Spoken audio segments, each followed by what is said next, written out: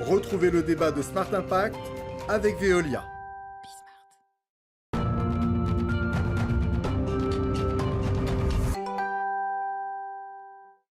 Je vous présente tout de suite les invités du débat de Smart Impact. Guillaume Pitreau, bonjour, bienvenue. Vous êtes journaliste, réalisateur, auteur de L'Enfer numérique, voyage au bout d'un like, publié aux éditions Les Liens qui libèrent, et lauréat donc de ce prix environnement remis par la Fondation Veolia. Félicitations.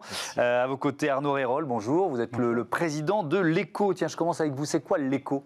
L'ECO, on est une équipe d'une trentaine de personnes. On accompagne les entreprises vers des pratiques de travail numériques plus tenables dans la durée, c'est-à-dire plus sobres, plus efficaces et qui respectent le bien-être aussi des équipes.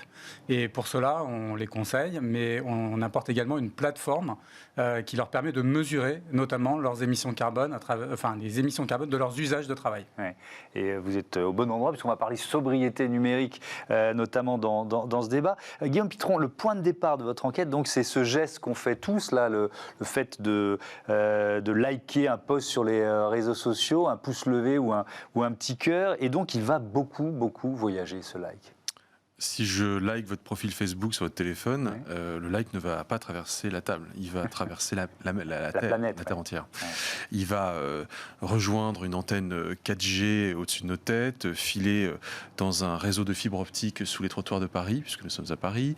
Il va ensuite glisser certainement jusqu'à la côte atlantique française, puisque ce like a été probablement émis sur un réseau social américain. Il va traverser via un câble sous-marin l'océan Atlantique à 200 000 km/s, c'est la rapidité, c'est la vitesse du voyage d'un like dans la fibre, être stocké dans plusieurs centres de stockage de données côté américain, plusieurs toujours, parce qu'il faut redonder le like. Si jamais il y a une usine à like, un data center qui tombe en panne, il faut qu'un autre data center prenne le relais pour que vous puissiez liker à l'envi sans aucune coupure de courant.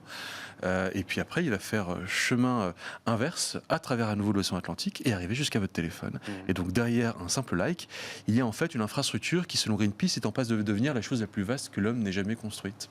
Ça représente quoi d'ailleurs ? C'est alors je ne sais pas, milliers, centaines de milliers, millions de kilomètres de câbles, ça représente quoi ? Les câbles sous-marins, c'est 450 câbles.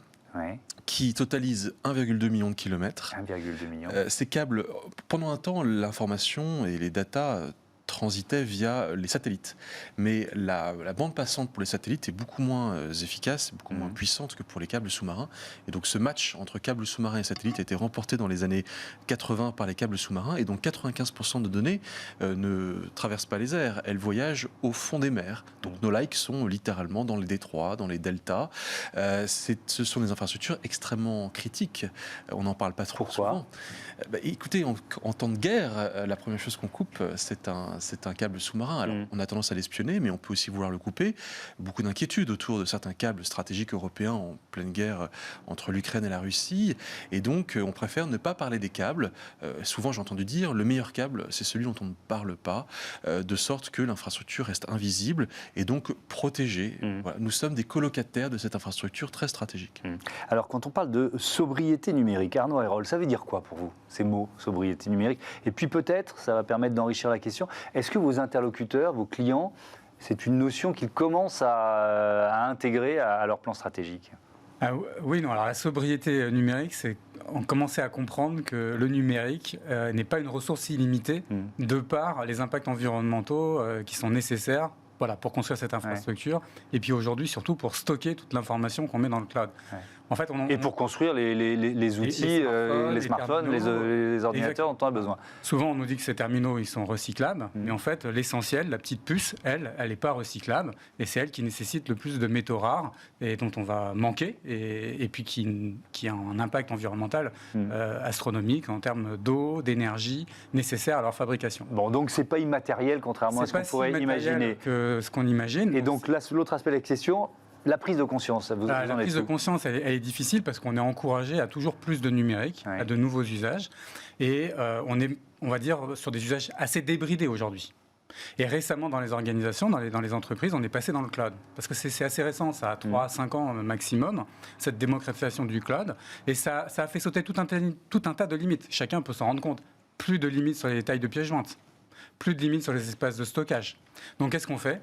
on accumule. Alors qu'avant, on avait quelques pratiques de nettoyage, d'organisation. Voilà, on ne déposait pas sans réfléchir un document sur un serveur parce que c'était long. Il fallait attendre. Maintenant, tout est instantané. On ne fait plus attention à tout ça. Donc, on s'est quand même assez, on a pris une mauvaise habitude qu'il faut arriver à corriger aujourd'hui, parce que tout ça, c'est un gros gaspillage. On stocke de l'information sur laquelle on ne revient jamais. Comme l'information n'est pas organisée à l'échelle de l'entreprise, chacun se rapatrie une copie de cette information pour l'organiser à sa convenance. Donc, on duplique et on conserve. Et pour vous, Guillaume Pitron, sobriété numérique, ça veut dire quoi ? D'abord, c'est un terme qui me pose problème. Pourquoi ? Je pense que le mot modération peut être le bon, etc. Mais sobriété à l'heure de l'Internet des objets, de l'Internet des animaux, de l'Internet des plantes, du métavers, des NFT, des crypto-monnaies, c'est quoi la sobriété ? C'est notre usage du numérique des années 2000. On n'y reviendra jamais. Ouais. Donc en fait, on est un effet cliquet. En revanche, je crois à la modération. Je pense qu'effectivement, il y a aujourd'hui une gratuité, une simili-gratuité de l'Internet. Comme vous savez, si c'est gratuit, c'est que c'est vous le produit. Oui. Donc, vous surconsommez en échange de quoi vous donnez vos données. Donc il y a un impact environnemental à cette surconsommation et aux données que vous donnez. Et ça, effectivement, on peut vraiment travailler sur ces usages-là. On peut aussi travailler sur les infrastructures. Sur les interfaces, les téléphones portables, les tablettes. Ça, c'est comme une grande part de la pollution numérique. Comment est-ce qu'on garde ces outils plus longtemps ? Comment est-ce qu'on les répare ? Après, c'est vrai que ce mot sobriété, qui est un beau mot, est un mot qui, encore une fois, me pose problème parce que je pense qu'on ne reviendra jamais à la sobriété, sauf à revenir à une façon d'utiliser Internet qui de toute façon ne se produira plus jamais. C'était il y a 15 ans. Mais c'est une vraie question, par exemple, vous l'avez évoqué, on en parlait justement que l'interview démarre sur le métavers.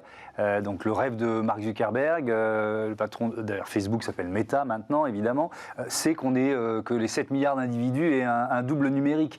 Mais est-ce qu'on en a vraiment besoin ? On ne s'est pas posé cette question-là avant que ça démarre et que la machine soit lancée, quoi. D'abord, en termes d'infrastructure, d'outils, d'objets, c'est pareil, il faut des casques. Enfin bon, c'est aussi l'objectif de vendre des objets. Bien sûr. D'abord, vous avez prononcé le mot double numérique, qui est intéressant. L'Internet, le virtuel ne vient pas remplacer le réel. Le mot double numérique nous dit qu'il s'additionne au réel.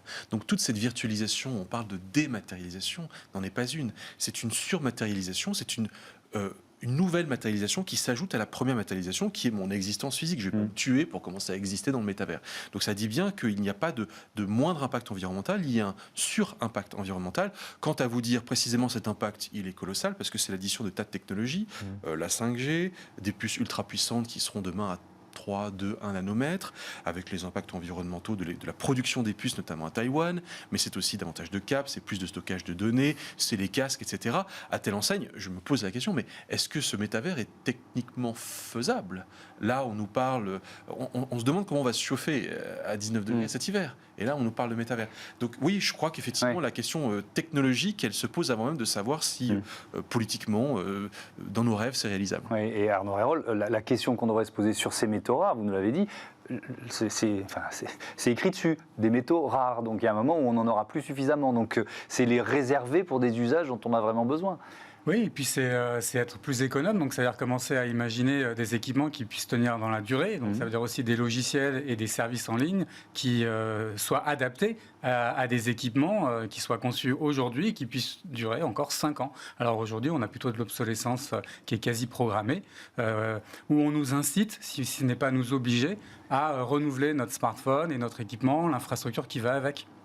Ça veut dire, je reviens à votre cœur de métier, vous évaluez l'impact carbone d'une transformation numérique dans une entreprise. Comment vous guidez en fait ces choix qui sont des choix stratégiques ? Ce qui ne se voit pas compte pas, quelque part. Et on a du mal à se rendre compte que nos usages émettent du CO2, ont un impact négatif sur la planète. Donc l'objectif, il est assez simple, c'est du bon sens, c'est d'essayer de rendre visible nos pratiques au quotidien, l'impact de nos pratiques au quotidien.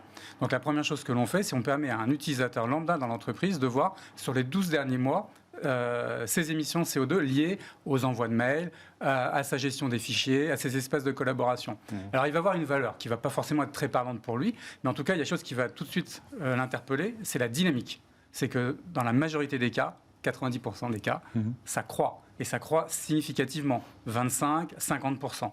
Donc on n'est pas sur la bonne trajectoire, parce que chacun d'entre nous a envie d'être le plus aligné possible avec les accords de Paris. On a envie d'être un citoyen qui tient compte de l'enjeu environnemental. Et on se rend compte qu'au travail, on est sur une trajectoire différente. Donc ça, c'est le premier élément. Ouais. Après, il faut donner des clés aux collaborateurs, parce qu'ils ne sont pas non plus totalement... Oui, comment faire pour inverser cette courbe? C'est pas si simple que ça. Nos pratiques sont interdépendantes les unes des autres. Voilà. Donc on peut les accompagner.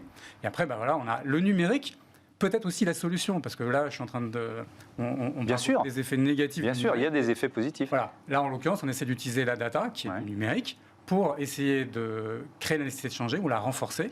Et puis ensuite, par des mécanismes, des nudges, de la gamification, comme on dit dans le jargon, c'est-à-dire créer des petits challenges pour encourager les petits efforts qui vont produire dans les routines quotidiennes des changements d'habitude qui, petit à petit, vont s'inscrire et vont être naturels pour les collaborateurs.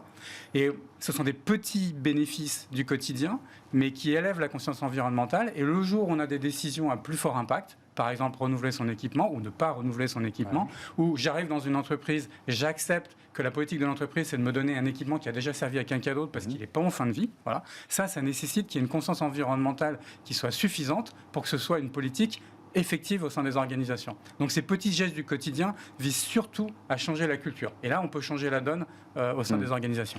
Guillaume Pitron, il y a cette idée d'un numérique qui s'auto-équilibre, ou qui pourrait essayer de s'auto-équilibrer.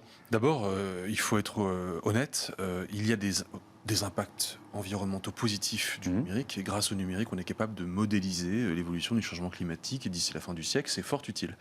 Et en même temps, il y a effectivement ces impacts négatifs, et personne aujourd'hui n'est capable de dire quel est le sol. Donc c'est difficile de le savoir. Donc on peut, dans un monde idéal, espérer l'équilibrer. Je vous avoue que je suis assez inquiet quant à cette perspective. On est dans une espèce de fuite en avant de cette consommation numérique qui est censément gratuite et même présentée comme impalpable. Donc on a du mal à en percevoir les enjeux écologiques. Néanmoins, je vous rejoins complètement sur le fait que tout commence par l'éducation. Et que c'est sur cette base d'éducation à cette pollution invisibilisée, délocalisée, qu'on peut agir. Et pour les entreprises, c'est d'autant plus utile que c'est un enjeu de réputation. C'est un enjeu de ressources humaines, parce qu'il faut embaucher demain des employés qui ont les valeurs de la génération Greta, et donc il faut les convaincre de ça. Et c'est un enjeu financier, ça coûte cher, le numérique à tout crin, les équipements, etc. Donc pour les entreprises, ces trois enjeux-là, éducation, réputation, ressources humaines et finances, ce sont des arguments forts pour un numérique plus propre, plus responsable. Merci beaucoup. Je rappelle le titre de votre livre, L'enfer numérique, voyage au bout d'un like, publié aux éditions Les Liens qui libèrent, et donc lauréat de ce prix environnement remis par la Fondation Veolia. Merci beaucoup à tous les deux. C'est l'heure de Smart Ideas, notre rubrique consacrée aux startups éco-responsables.